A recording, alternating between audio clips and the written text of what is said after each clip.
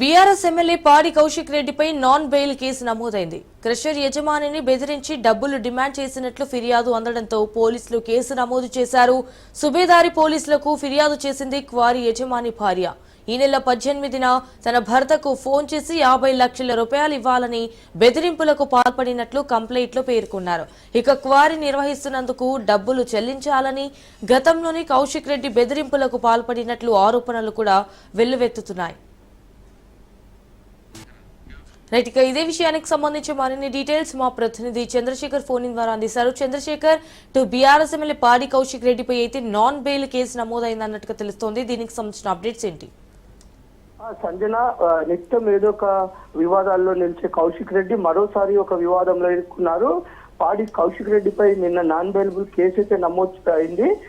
Subedari police station లో crime number 252/225 అనే crime case నమోదైంది.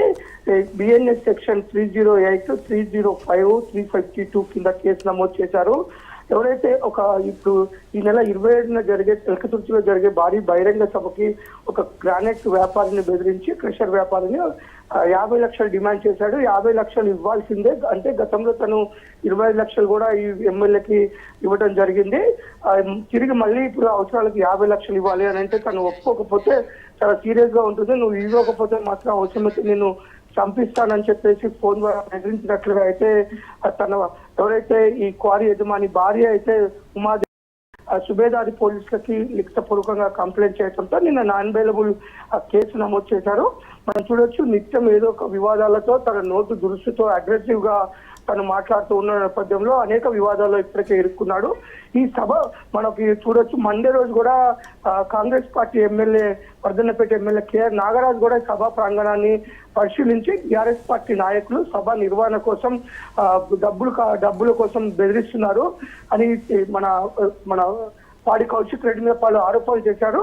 ఈ ఎవరైతే క్రషర్ యజమాని ఉన్నారో అతను 50 లక్షలు ఇవ్వాలి, ఇవ్వకపోతే తను చంపేస్తామని బెదిరించాడు. టీఆర్ఎస్ పార్టీ నాయకులు డబ్బులు వసూలు చేయడం, దందా చేయటము బాగా ఈ సభ పేరుతో చాలా మంది కాంట్రాక్టర్ల దగ్గర, చాలా మంది కంపెనీ యజమానుల దగ్గర ఇలా డబ్బులు డిమాండ్ చేస్తూ గుంజుతున్నారని కేఆర్ నాగరాజు ఆరోపణలు చేశారు. ఆ ఆరోపణలు చేయడంతో తన భార్య ఎవరైతే క్రషర్ యజమాని భార్య ఉమాదేవి ఉన్నారో తను సుబేదారి పోలీసులకి కంప్లైంట్ చేయడంతో పోలీసులు దీని మీద చాలా సీరియస్ గా తీసుకొని అయితే నాన్ బెయిలబుల్ కేసు అయితే నమోదు చేశారు. సంజన.